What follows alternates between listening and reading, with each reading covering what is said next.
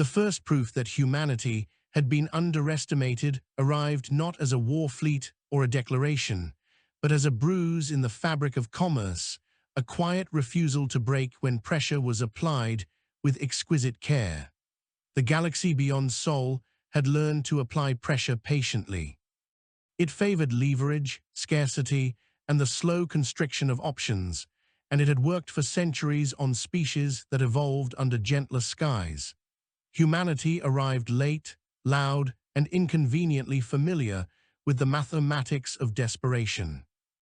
The trading lattice that connected 1,000 inhabited systems expected Earth to fold within 2 standard cycles of contact, to accept a dependent status in exchange for access to star lanes and shielding charters. Instead, the lattice encountered a species that treated constraints as design challenges and whose history read like a catalogue of catastrophes survived by stubborn improvisation. This was not obvious at first, because humans smiled, negotiated, signed provisional accords, and asked too many questions with an earnestness that felt naive.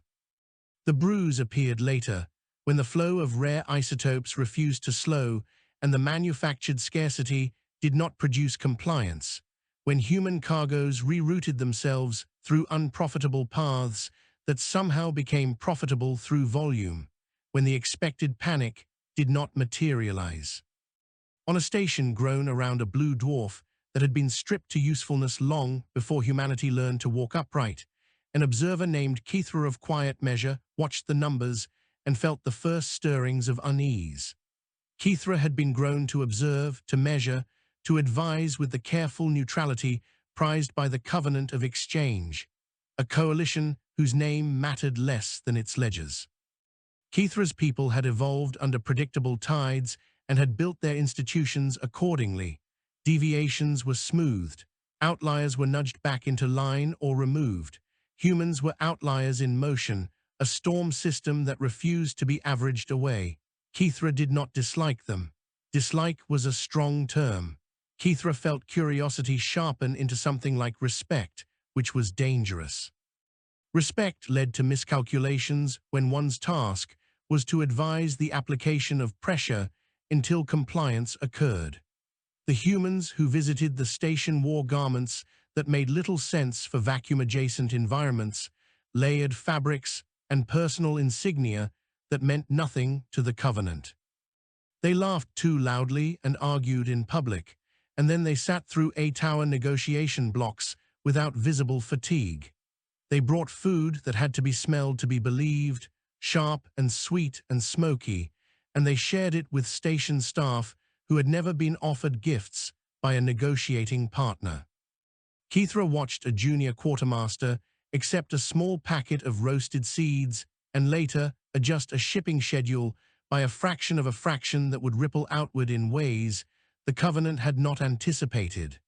This was how humans worked, not through grand gestures, but through accumulation, through 1,000 small adjustments that added up to a new equilibrium. When the Covenant escalated, it did so with elegance. Access fees increased, insurance terms tightened, certain components were delayed by audits that could not be hurried. The aim was not to starve humanity of essentials, but to remind it of dependency. Kethra prepared the advisory that explained how long it would take before the pressure produced capitulation. The model was beautiful.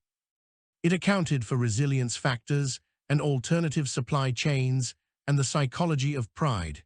It predicted a sharp turn toward concession within 3 cycles. The model did not include a variable for humor as a coping mechanism, nor for the peculiar human talent of turning frustration into community bonding. It did not include the possibility that humans would open their own lanes through regions deemed unprofitable by the Covenant because they were dangerous and dull and required ships that could be repaired with tools that fit in a pocket. Far from the station, in a shipyard carved into an asteroid whose orbit had been tamed with brute persistence, a human named Maribel Quan welded a seam and thought about her grandmother's stories of ration lines and storms and rebuilding. Marable had a name that would mean nothing to the Covenant, and she liked it that way. She had grown up on a moon where dust got into everything and learned early that nothing worked forever and everything could be fixed at least once more. The ship she worked on had been designed by committee and argument, with redundancies that offended elegance and delighted mechanics. It was not beautiful, it was durable. It carried cargo that mattered less for its rarity than for its volume, because volume changed equations. Marable listened to the hum of the hull and felt the satisfaction of a job done well. Somewhere beyond the bulkheads, a navigation officer was plotting a route that cut through a region where micrometeor swarms were common and rescue unlikely. The Covenant had never bothered to chart it properly. Humans had. The first convoy through that region lost a ship.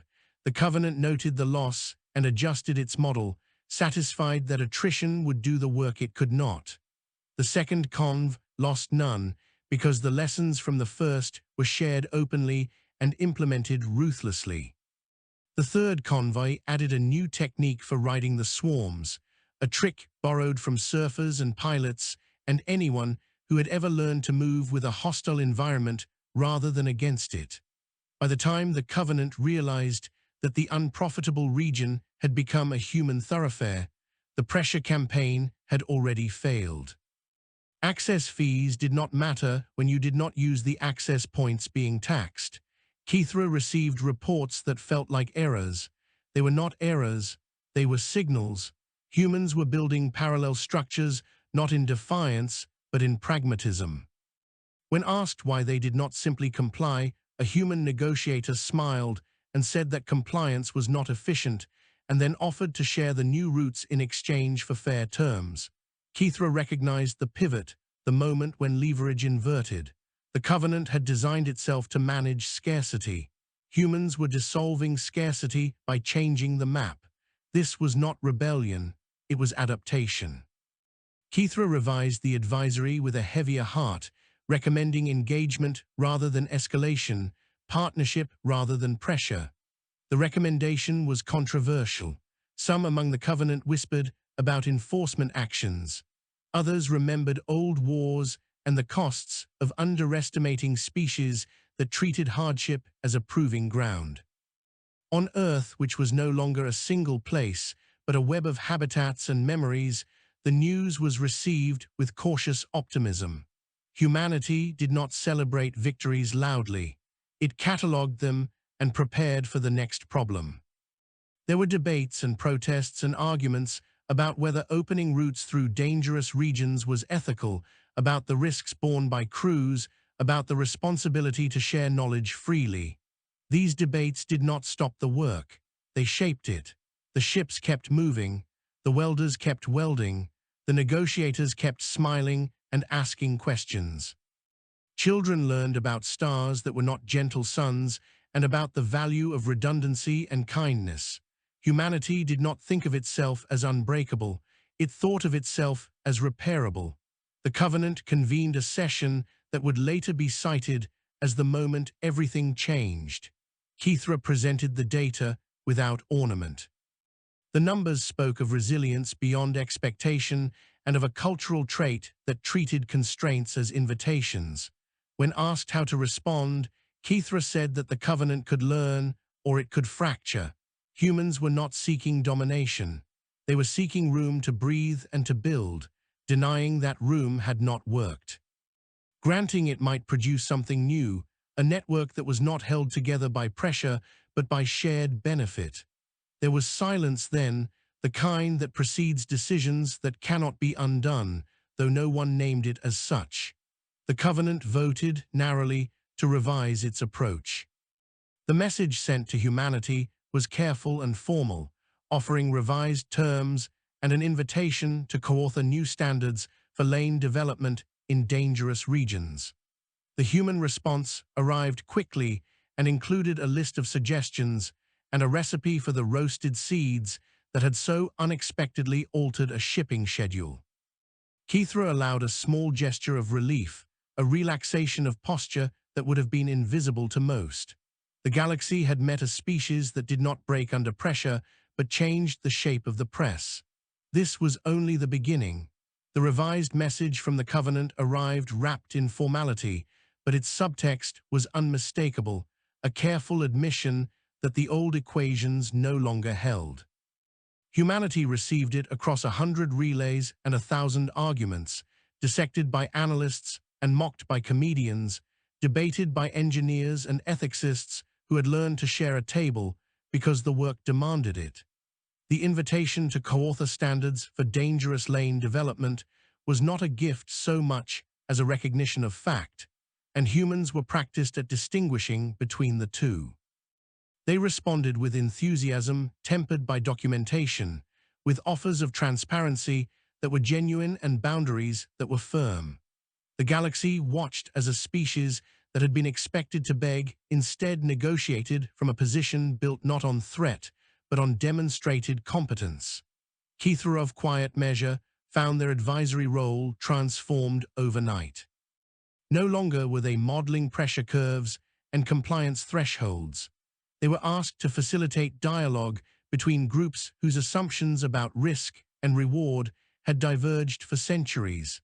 The Covenant's delegates spoke in the language of mitigation and control, of limits designed to prevent cascade failures.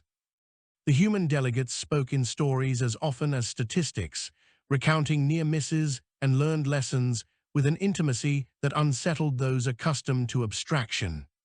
Kithra listened and took notes, recognizing a pattern that their people had never needed to articulate. Humans trusted systems they had broken and repaired themselves more than systems that promised perfection. The Covenant trusted systems that avoided breaking at all costs. The difference mattered. The first joint workshop was held in a neutral habitat spun from composite alloys and hope, with windows that looked out on a star whose flares painted the chamber in living light. Humans arrived with modular equipment and snacks and an agenda that was ambitious to the point of audacity. They proposed not merely standards, but toolkits, open designs that any species could adapt, along with training protocols that emphasized judgment over rote compliance. The Covenant's delegates bristled at the informality, at the suggestion that rules could be guidelines rather than commandments. Yet as scenarios were run and failures simulated, it became clear that the human approach absorbed shocks with a grace that rigid systems could not. Kithra watched resistance soften into cautious interest. Outside the workshops, the lanes through dangerous regions multiplied. Some were mapped with exquisite precision, others remained half art, half science, navigated by crews who shared their heuristics freely and corrected each other publicly. There were accidents, because there are always accidents, and humans grieved them openly while folding their lessons into new practices. The Covenant had expected secrecy and liability disputes. Instead, it encountered a culture that treated mistakes as communal property, to be examined and learned from rather than hidden. Insurance models struggled to keep up. Kithra worked with actuaries whose faces took on the pinched expressions of those confronting data that refused to behave. On one such lane, a freighter named for a river long diverted by human hands encountered a micrometeor storm denser than any recorded. Its crew executed drills refined through dozens of simulations, distributing stress across the hull and bleeding momentum in calculated bursts. When a section buckled, they sealed it and rerouted systems without drama, because drama wastes time. The freighter emerged battered but intact, its logs uploaded within hours to shared repositories accessed by species who had never considered flying there. The Covenant received the data with a mixture of gratitude and alarm. Gratitude, because lives had been saved by shared knowledge. Alarm, because the old gatekeepers no longer controlled who went where. Kithra's people convened their own councils to debate what this meant for a galaxy ordered by predictable flows. Some argued that humanity's openness would destabilize markets and invite chaos. Others noted that markets already favored those with the courage to change maps, and that chaos had a way of selecting for resilience. Kithra spoke carefully, emphasizing that humans did not seek to erase structure, but to make it survivable. They used words like redundancy and feedback and community, concepts that translated imperfectly but carried weight when grounded in examples. The councils listened because the numbers were persuasive even when the philosophy was unsettling. As collaboration deepened, cultural friction became unavoidable. Covenant delegates recoiled at human humor deployed in tense moments, mistaking it for disrespect. Humans chafed at what they perceived as condescension embedded in procedural delays. There were walkouts and apologies, and the slow building of a shared vocabulary that included both caution and courage. Kithra found themselves mediating not merely technical disputes, but questions of identity, as species confronted the possibility that their long-held assumptions were not universal truths, but local optimizations. It was exhausting and exhilarating work.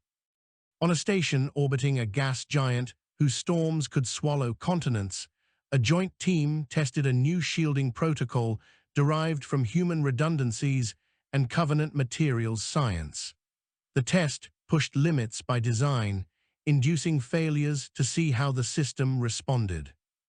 When it failed spectacularly but safely, humans cheered and Covenant engineers stared in horror until they realized that nothing irreplaceable had been lost.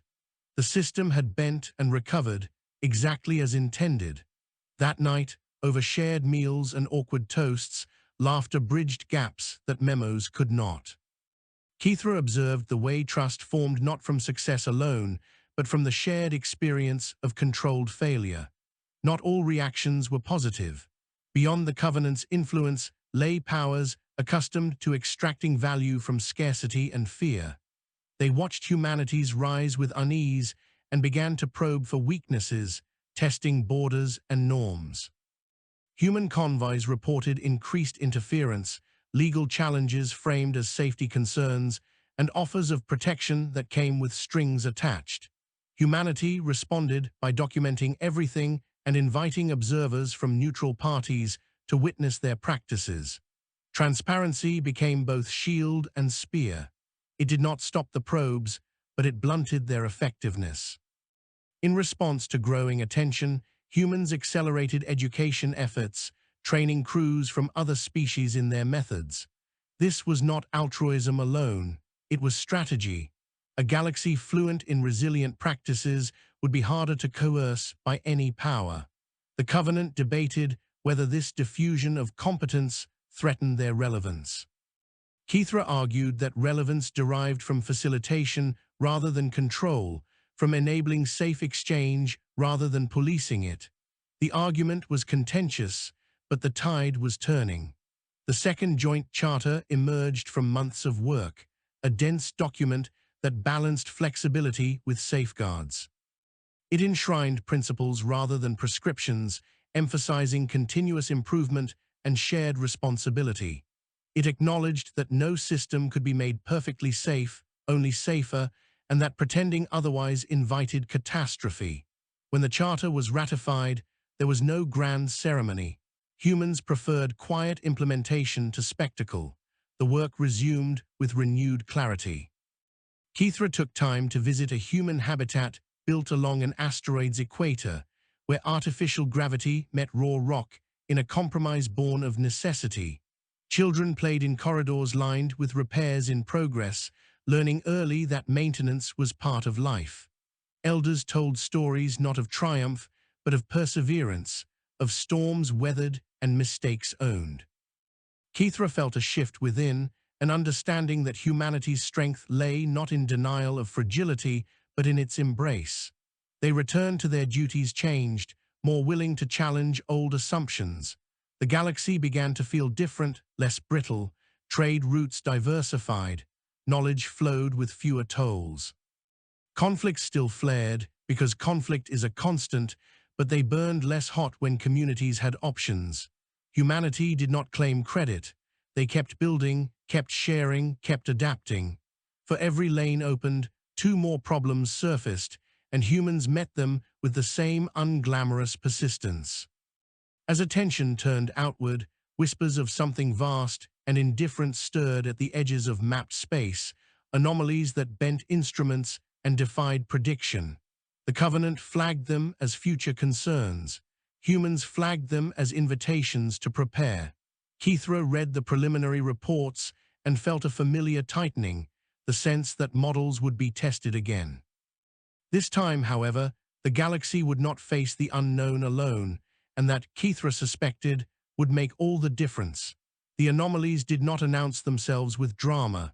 They appeared first as inconsistencies, measurements that refused to reconcile no matter how carefully instruments were calibrated.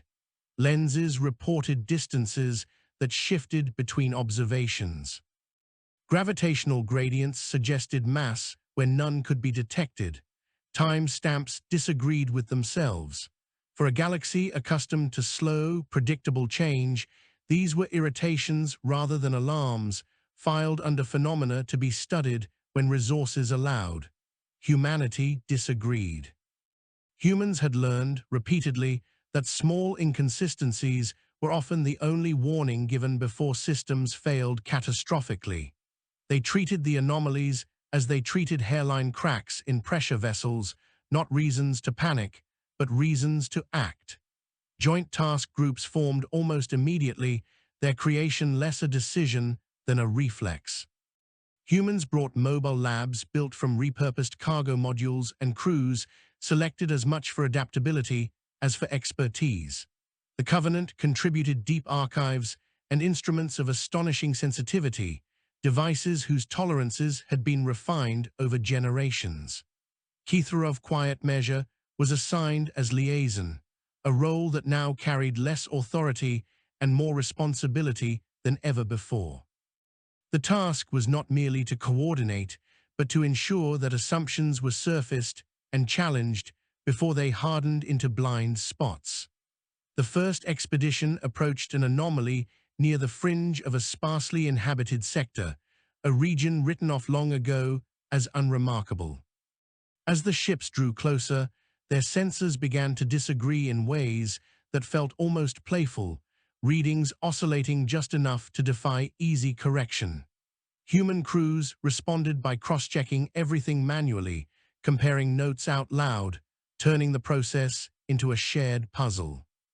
Covenant technicians grew uneasy at the lack of centralized control, but Kithra noticed how quickly errors were caught when everyone was encouraged to question everything, including themselves. When the anomaly was finally observed directly, it did not look like anything the archives contained. It was not an object so much as a distortion, a region where space behaved as though it had been folded and creased by careless hands. Signals entering it emerged altered, not destroyed, but translated into unfamiliar forms. A probe sent through returned data that could not be rendered without new mathematics. Humans were delighted. Delight was not the Covenant's expected response to the unknown, but it was genuine, born of the same instinct that drove them to take apart broken devices just to see how they failed. Analysis suggested that the anomaly was not static. It grew, slowly but inexorably, fed by energy gradients that spanned light years.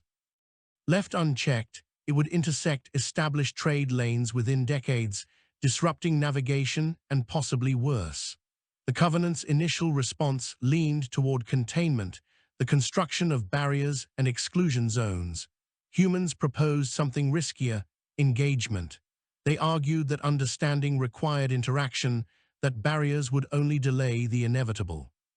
The debate was fierce and long, but data favored the human position. Containment strategies assumed stable behavior. The anomaly was anything but. A second expedition was mounted, this time with the explicit goal of controlled interaction. The ships involved were redundantly crewed and designed to fail gracefully, systems layered so that the loss of one would not cascade into catastrophe. Humans had insisted on this architecture, and the Covenant had grudgingly agreed after simulations demonstrated its advantages. Kithra watched preparations with a familiar mix of apprehension and admiration. Humanity seemed to court danger, but only after stripping it of as many teeth as possible. As the ships entered the anomaly's influence, reality grew slippery. Clocks desynchronized despite shared references. Communications lagged and then surged, messages arriving before they were sent according to onboard logs. Panic would have been understandable. Instead, crews fell back on protocols that emphasized trust and autonomy. When centralized coordination failed, local teams made decisions based on shared intent rather than orders. The ships did not move as a single organism so much as a school of fish, responding to currents invisible to outsiders. The data returned from that expedition reshaped understanding. The anomaly was not a tear or a wound, but a process, a large-scale transition zone where physical constants drifted toward a different equilibrium. It was, in a sense, an environment. Hostile certainly, but no more so than a vacuum or a radiation storm. Humanity recognized the pattern immediately. They had encountered environments like this before, on worlds where air could poison and gravity could kill, and their response had always been the same: adapt or die. The Covenant struggled with the implication. Environments could be lived in. Processes could be ridden. Kithra convened a cross-cultural symposium to digest the findings. The room was tense, filled with representatives whose authority rested on the assumption that the galaxy's fundamental rules were stable. Humans spoke of building tools and habitats that could survive within shifting constants, of ships that could adjust themselves on the fly. They did not claim it would be easy or safe. They claimed only that it was possible. For many, that was more unsettling than any prediction of doom. Opposition coalesced quickly. Powers already uncomfortable with humanity's influence seized on the anomalies as justification for restricting movement and information. They proposed exclusive research zones and proprietary technologies, arguing that openness would invite disaster. Humanity responded by publishing everything they had, from raw data to half-formed hypotheses, daring anyone to prove that secrecy would make the unknown less dangerous. The debate spilled into public forums, into markets and schools, becoming a question not just of policy, but of philosophy. In the midst of this, the anomaly grew faster than expected. Models updated weekly, then daily. The timeline for intersection with major lanes shortened from decades to years. The sense of urgency sharpened. Humanity accelerated prototyping, testing adaptive hulls and variable geometry fields in simulators, and when those proved insufficient, in controlled field trials. There were failures, some dramatic, and each one was dissected in painful detail. Lives were lost, and each loss weighed heavily. Humanity mourned and continued, because stopping would not bring anyone back and would only ensure more losses later. Kithra attended a memorial on a human station, a simple gathering without ritualized distance. Names were spoken, stories shared. The dead were remembered not as heroes, but as people who had done their jobs as well as they could. Kithra felt something shift again, a recognition that courage did not require mythologizing. It required honesty. As adaptive technologies improved, a radical proposal emerged from a coalition of human engineers and Covenant theoreticians. The anomaly could be used. Its transition properties might allow for new forms of propulsion or energy exchange if approached with sufficient care. The idea was controversial to the point of scandal. Using the unknown rather than merely surviving, it felt like hubris to many. Humans countered that all technology was once unknown, and that refusing to learn carried its own arrogance. The proposal did not pass immediately. It lingered, debated, and refined, while preparations focused on mitigation. New lanes were plotted to avoid the growing zone, and adaptive ships were stationed as guardians, their crews trained to assist others caught unaware. Humanity did not wait for consensus to act where lives were at stake. They coordinated rescue drills and distributed tools freely, betting that competence would spread faster than fear. The galaxy stood at a threshold, whether it acknowledged it or not. The anomaly continued its slow expansion, indifferent to politics and pride. Humanity continued its work, unglamorous and relentless, treating the universe as it always had, not as a promise of safety, but as a problem set to be engaged with care, creativity, and an unbroken willingness to try again. By the time the anomaly's projected intersection with major trade lanes dropped below 3 standard years, the galaxy's mood had shifted from debate to preparation, though not all preparations pointed in the same direction. Some powers doubled down on fortification, pouring resources into barriers and warning systems that assumed the anomaly could be fenced off like a storm. Others pursued evacuation models, planning to abandon regions rather than adapt to them. Humanity did neither exclusively. They built defenses where they made sense, evacuation plans where they were necessary, and adaptive infrastructure everywhere else, refusing the comfort of a single answer to a multifaceted threat. Kethra of Quiet Measure found their role expanding again, this time into something closer to chronicler than advisor. The Covenant needed records that captured not just decisions but reasoning, not just outcomes but the arguments that led there. Humanity insisted on this transparency, arguing that future crises would benefit from understanding why paths had been chosen, especially the wrong ones. Kethra compiled transcripts that included raised voices and admissions of ignorance, moments that would once have been excised as unprofessional. The resulting archive was messy and invaluable. The adaptive ship program moved from prototype to production with a speed that alarmed traditionalists. These vessels were not optimized for any single environment. Instead, they were designed to notice when assumptions failed and to reconfigure themselves within predefined bounds. Hulls could stiffen or flex. Power systems could reroute in non-intuitive patterns. Control authority could decentralize when communication lag exceeded thresholds. Covenant engineers contributed materials that changed phase under specific conditions, while human designers insisted on access panels and manual overrides that bordered on anachronistic. The result offended purists and delighted crews. Training for these ships was unlike anything the Covenant had seen. Simulations were intentionally incomplete, riddled with unknowns and contradictory data. Trainees were evaluated less on correct answers than on how they handled being wrong. Humans argued that certainty was a luxury the anomaly would not grant. Covenant instructors balked, but the first joint classes produced crews who adapted faster under stress than any previous cohort. Kethra observed one exercise where a trainee deliberately shut down a perfectly functional system because it no longer fit the evolving context, a decision that would once have ended a career. It earned quiet approval instead. As the first adaptive flotillas took up station near the anomaly's projected path, incidents increased. Civilian traffic strayed too close. Old navigation charts proved dangerously misleading. Each rescue reinforced the value of preparation, but also the scale of the challenge. The anomaly distorted not just space and time, but expectations.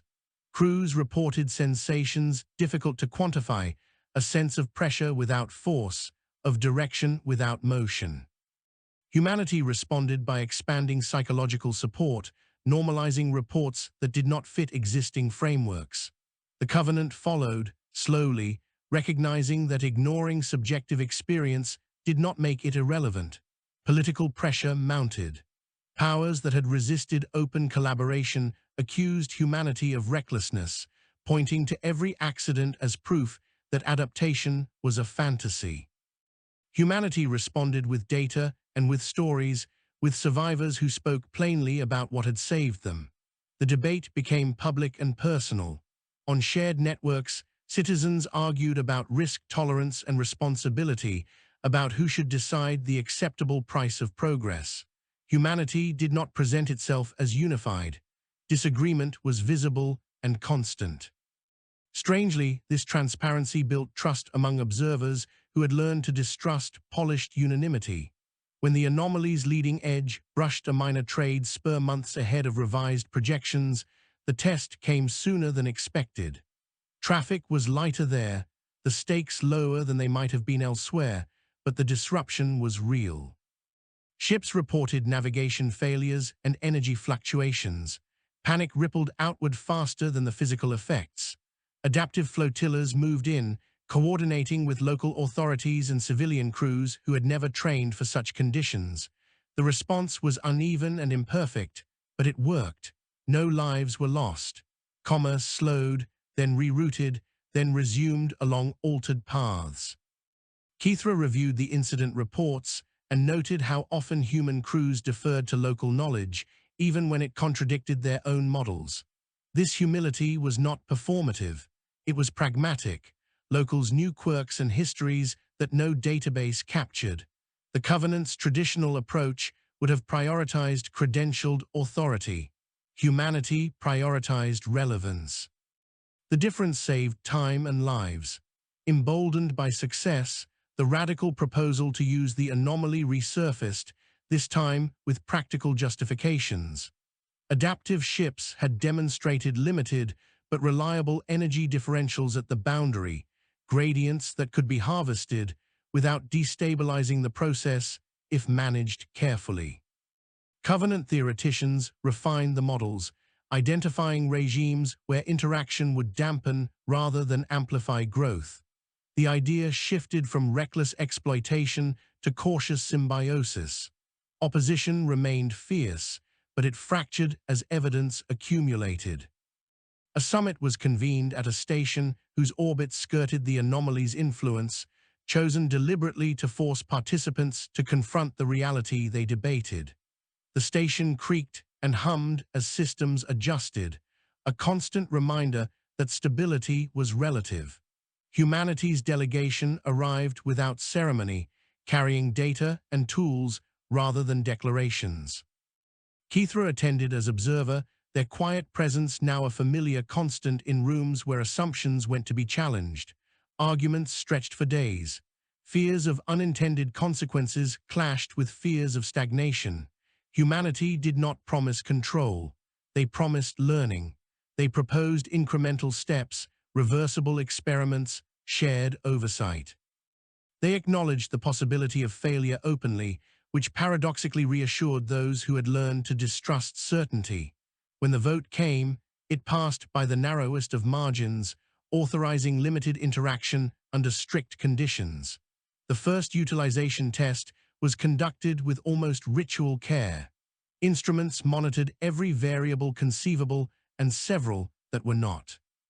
The adaptive ship involved was stripped of non-essential systems and crewed by volunteers whose experience spanned disciplines and species. As the interaction began, readings spiked and dipped, systems reconfigured, and for a moment it seemed as though the anomaly might surge in response. Then the gradient stabilized. Energy flowed, modest but steady, drawn from a process vast enough to make the extraction negligible. The ship withdrew intact. The data was incontrovertible. A new class of resource existed, not a substance to be mined, but a process to be partnered with. Humanity's response was immediate and characteristically ungrand. They began designing standards to prevent abuse, to limit scale, to ensure that no single actor could monopolize the interaction. The Covenant assisted, recognizing that governance would be as critical as engineering. Not everyone was satisfied. Sabotage attempts followed, efforts to discredit the program or seize its mechanisms. Adaptive systems responded as designed, isolating failures and preserving core functions. Investigations were transparent and swift. Humanity resisted calls for draconian security, arguing that openness was still the best defense. Kithra watched old institutions struggle with this stance, torn between fear and evidence. As energy from the anomaly began to supplement existing sources, pressure on traditional routes eased. Regions once marginal gained new relevance. Communities adapted, some thriving, others choosing to relocate. Humanity supported both choices, framing adaptation as optional rather than mandatory. This respect for agency resonated widely. Kithra reflected on the arc from first contact to this moment, on how underestimation had given way to uneasy respect and then to partnership. Humanity had not conquered the galaxy. They had changed how it responded to being challenged. The anomaly remained vast and indifferent, but it was no longer solely a threat. It was a reminder that the universe was not obligated to make sense, and that survival favored those willing to engage with that fact honestly. As preparations turned toward long-term coexistence with a changing cosmos, Kithra updated the Covenant's foundational models, adding variables once deemed too subjective to quantify: resilience, trust, willingness to learn from failure. The numbers would never capture them perfectly, but ignoring them had proven costly. The galaxy moved forward, not into safety, but into a future shaped by unbroken things that bent without shattering, and by a species that had learned, again and again, that endurance was not the absence of strain, but the art of carrying it together. The years that followed the first successful utilization of the anomaly were not marked by triumph so much as by work. Humanity did not build monuments to the moment when a vast and hostile process became, in part, a partner. They built schedules, maintenance protocols, review boards, and schools. The anomaly did not care about symbolism, and neither, increasingly, did the galaxy that now had to live beside it. Energy harvested from the transition zones flowed into grids that had been redesigned for variability rather than constancy, grids that assumed interruption and treated it as a design parameter instead of a failure state. Lights flickered sometimes. Systems recalibrated. People adapted. Kithra of Quiet Measure found that their advisory role had become something close to obsolete in its old form. No single council or covenant could claim oversight of a process that touched so many jurisdictions and cultures. Instead, Kithra served on rotating review assemblies, temporary gatherings convened to evaluate specific concerns and then dissolve. Authority was fluid, expertise contextual.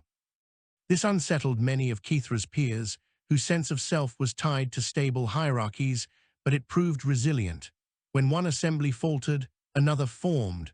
Responsibility was shared so widely that no single failure could cripple the whole. Not all consequences were positive.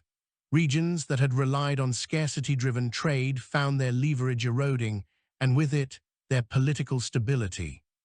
Some regimes collapsed under the strain, their legitimacy undermined by the sudden irrelevance of controls they had enforced for generations. Humanity did not intervene militarily, but they did not stand aside either. They offered mediation, infrastructure support, and education, tools that empowered local populations to choose new paths. Critics accused them of soft imperialism. Humanity responded by pointing to the refusal of ownership, to the absence of flags and claims. Influence, they argued, was not the same as control, and refusing to help would not make the consequences disappear. The anomaly itself continued to evolve. Its growth slowed as energy differentials were dampened, but its internal structure became more complex, layers forming within layers, transitions within transitions. Studying it required new disciplines that blurred lines between physics, mathematics, and philosophy. Humans embraced this blur with enthusiasm. They had never been comfortable with neat boundaries. Covenant scholars followed, reluctantly at first, then with genuine engagement as old categories proved insufficient. One of the more unsettling discoveries was that the anomaly interacted subtly with observation. Measurement influenced behavior, not in a mystical sense, but through feedback loops so sensitive that even minimal interference altered outcomes. Humanity recognized the pattern immediately. They had encountered similar issues in ecological systems and economic models, places where observation changed incentives and outcomes. The response was familiar: diversify observers, compare perspectives, accept uncertainty as a constant. The Covenant had once sought definitive answers. Now it learned to live with ranges and probabilities. As adaptive infrastructure spread, humanity faced a quieter, more intimate challenge. Their identity, long forged in opposition to hostile environments and in different systems, began to shift. When survival was no longer a daily negotiation with scarcity and threat, old narratives lost some of their urgency. This did not make humanity complacent, but it did force reflection. Who are they, if not the species that endured against the odds? The questions surfaced in art and debate, in private conversations and public forums. There was no single answer, and humanity seemed content with that. Kithra observed these discussions with fascination. The Covenant's cultures had always defined themselves in relation to stable systems, roles inherited and refined. Watching a species renegotiate its self-understanding in real time was both unsettling and inspiring. Humanity did not fear the loss of old stories. They treated them as foundations, not prisons. The most serious crisis of this period did not come from the anomaly, but from those who sought to weaponize the new relationship with it. A coalition of dissident powers attempted to induce a controlled surge, betting that they could direct the resulting disruption toward rivals. The attempt failed, not because the coalition lacked resources, but because the systems they targeted refused to behave as isolated components. Adaptive grids rerouted stress. Observers flagged anomalies early. Local crews acted without waiting for permission.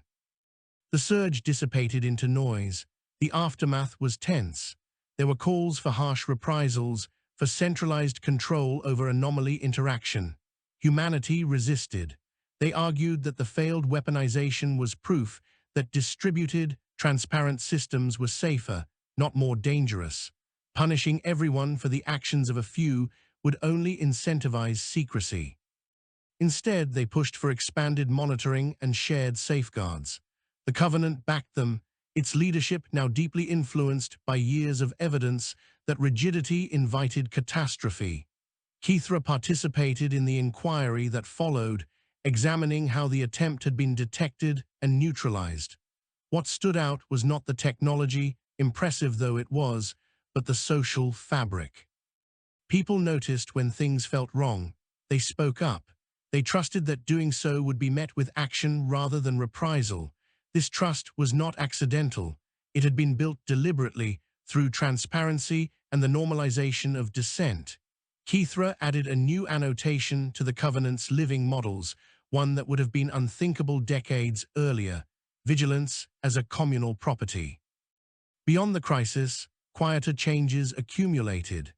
Education systems across multiple species adopted human-inspired curricula that emphasized problem framing over memorization, collaboration over competition.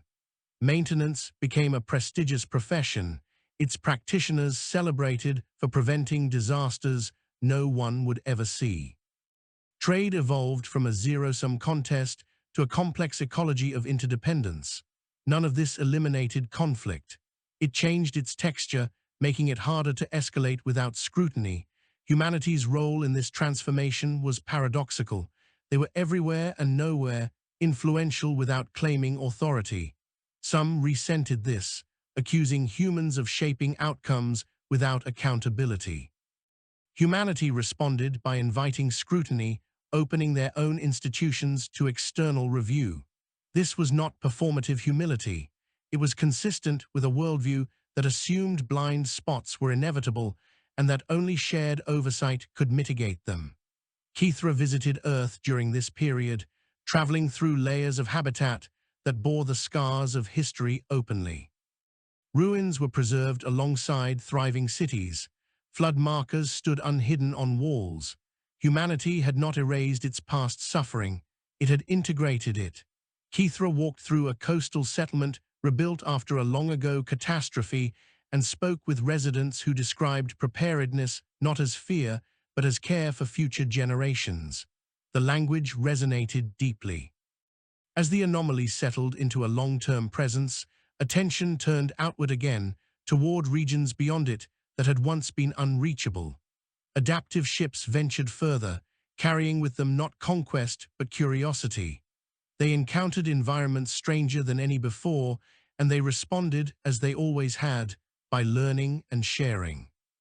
The galaxy expanded not through domination, but through competence. Kithra returned from Earth with a clarity that surprised even themselves. Humanity's defining trait was not resilience alone, nor creativity, nor stubbornness, though all were present. It was their refusal to outsource responsibility. They did not wait for systems to save them. They built systems, broke them, fixed them, and invited others to do the same. This was unsettling to institutions built on permanence. It was liberating to those suffocating under it. The Covenant's latest revision of its foundational charter reflected this shift openly. It no longer framed its purpose as maintaining order, but as supporting adaptation. Stability was redefined as the capacity to change without collapse. Kithra signed the document with a sense of completion and of beginning, aware that models would never again be static. The galaxy did not become safer in any absolute sense. The universe remained vast, indifferent, and occasionally hostile, but it became more survivable, not because threats vanished, but because responses improved. Humanity did not stand alone in this achievement, but their influence was undeniable. They had shown that strength was not the denial of fragility, but the willingness to engage with it openly and together. As preparations quietly began for deeper ventures into the unknown, Kithra looked out across a sky threaded with adaptive lanes and thought, not for the first time, that underestimation had been the galaxy's greatest mistake. Humanity had never claimed to be exceptional. They had simply refused to stop trying. The decision to venture beyond the anomaly was not announced as a milestone. It emerged gradually from logistics meetings and risk assessments, from the quiet recognition that the galaxy had learned how to live with a moving boundary and that curiosity, once contained, had begun to press outward again. Humanity did not frame the next step as expansion. They framed it as continuity. If systems could adapt here, they could adapt there. If people could learn to live beside one impossible thing, they could learn to face others. Kithra of Quiet Measure was present at the gathering where the first Beyond Boundary initiative was formalized, though the word initiative felt grander than the reality. It was a framework more than a plan, a set of principles for how to approach regions where even the anomaly's warped consistency gave way to deeper uncertainty. The principles were familiar now: distributed authority, transparent data, reversible decisions, shared risk. What was new was the scale of the unknown.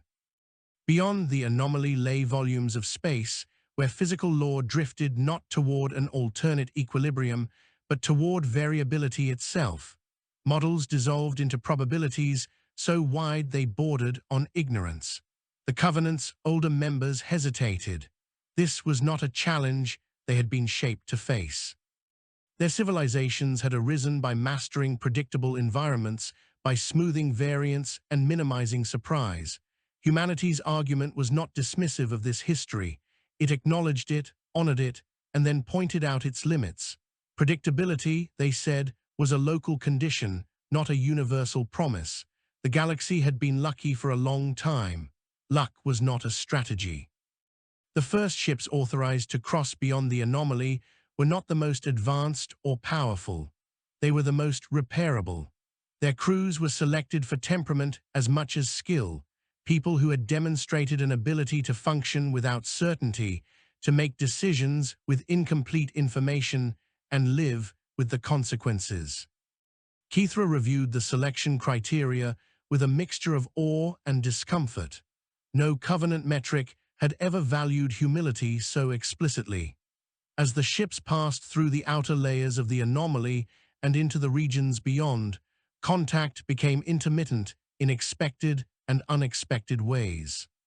Signals faded, returned altered, then stabilized along new channels as crews improvised solutions that would later be codified. The reports that did arrive spoke of environments that defied description, where distance behaved inconsistently and cause and effect blurred at the edges. Crews did not attempt to force clarity. They documented impressions alongside measurements, trusting that patterns would emerge over time. Humanity's response to these reports was restrained. There were no proclamations about destiny or manifest purpose. There were workshops and simulations, debates about ethics and exposure limits, revisions to training that emphasized self-awareness as much as technical competence. The galaxy watched, waiting for either triumph or disaster. Neither came, at least not immediately. One of the first beyond-boundary encounters involved a region where energy condensed into structures that resembled ecosystems more than fields, dynamic arrangements that responded to intrusion with something like curiosity. Initial contact was tentative and cautious. Humanity's crews did not assume hostility or benevolence. They observed, withdrew, returned with adjusted parameters. Over time, they learned how to coexist without dominance, harvesting data without disruption. It was slow, painstaking work, and it captivated the galaxy. Keithra noted how often humanity resisted the temptation to name these phenomena prematurely. Names carried assumptions, and assumptions hardened too quickly. Instead, provisional descriptors were used, clumsy and precise. This patience frustrated those who craved narrative clarity. Humanity seemed content to let understanding lag behind experience, trusting that meaning would catch up. The most profound impact of the beyond-boundary ventures was not technological, but cultural. The galaxy's long habit of ranking species by perceived advancement began to erode. Humanity did not present itself as a guide or savior. They invited others along, shared methods rather than answers. Species that had once been peripheral found themselves contributing insights drawn from their own histories of adaptation. The web of collaboration grew denser, less centered on any single node. There were losses. A ship vanished in a region where navigational heuristics failed completely, its last transmission a calm acknowledgement of uncertainty. Humanity mourned as they always had, openly and without mythologizing. Investigations followed, not to assign blame, but to extract what little could be learned. The limits of adaptability were confronted without flinching. Some environments, it became clear, would remain inaccessible for the foreseeable future. Accepting this did not feel like defeat. It felt like wisdom. Opposition persisted, though its tone shifted. Critics argued that humanity's influence had made the galaxy reckless, too willing to engage with the unknown. Humanity countered that recklessness was not engagement, but denial, the pretense that boundaries would hold simply because they always had. The debate never fully resolved, and perhaps that was the point. A culture that argued openly about its direction was harder to steer blindly. Keithra found themselves reflecting on their own transformation. Once their role had been to measure compliance, to advise on pressure and incentive. Now they measured conversations, tracked how trust formed and failed, how quickly corrections propagated through networks. The Covenant's models had become living documents, revised constantly, never complete. This unsettled those who longed for finality. It energized those who saw in it a truer reflection of reality. As years passed, the anomaly receded from daily consciousness, not because it vanished, but because it had been integrated into the fabric of life. The same was happening with the beyond-boundary unknowns. They were no longer aberrations, but frontiers in the old sense of the word, places where knowledge thinned and responsibility thickened. Humanity approached them without romance, aware that endurance required neither fearlessness nor bravado, but care sustained over time. The Covenant convened one final session to assess humanity's impact since first contact, a retrospective that would once have been unthinkable. Keithra presented the findings. Trade was more diverse and less brittle. Conflicts were more localized and less catastrophic. Knowledge flowed faster and more freely. No utopia had emerged. inequities remained, suffering persisted. But the galaxy broke less often, and when it did, it repaired itself more effectively. When asked to summarize humanity in a single assessment, Kithra paused longer than protocol recommended. Then they spoke simply. Humanity, they said, treated the universe as something to be worked with rather than mastered, endured rather than conquered. They assumed failure was possible and planned accordingly. They did not wait to be invited to responsibility. The assessment was accepted without objection. By then, it aligned with lived experience. On a quiet observation platform overlooking a region of space that had once been considered impassable, Kithra stood beside a human engineer whose name they struggled to pronounce but had learned through repetition. They watched adaptive ships trace paths through shifting light, their movements unhurried and precise. The engineer spoke about maintenance schedules and training rotations, about small improvements planned for the next cycle. There was no talk of destiny, no claim of final answers. Kithra realized, with a clarity that felt almost gentle, that this was the measure of unbroken things, not permanence. Not dominance, but the capacity to change shape without losing coherence, to face strain without denying it, to build systems that assumed imperfection and survived it anyway. Humanity had not saved the galaxy. They had shown it how to keep going. The universe remained vast and uncaring. That had never changed. What had changed was the response to that fact. Where once there had been brittle certainty, there was now practiced resilience. Where there had been control, there was stewardship. Where there had been fear of fracture, there was skill in repair. As the observation platform rotated and new stars came into view, Kithra felt no grand conclusions settle into place. Only continuity, work unfinished and worth doing. The galaxy moved forward, not because it was safe, but because those within it had learned, at last, how not to stop.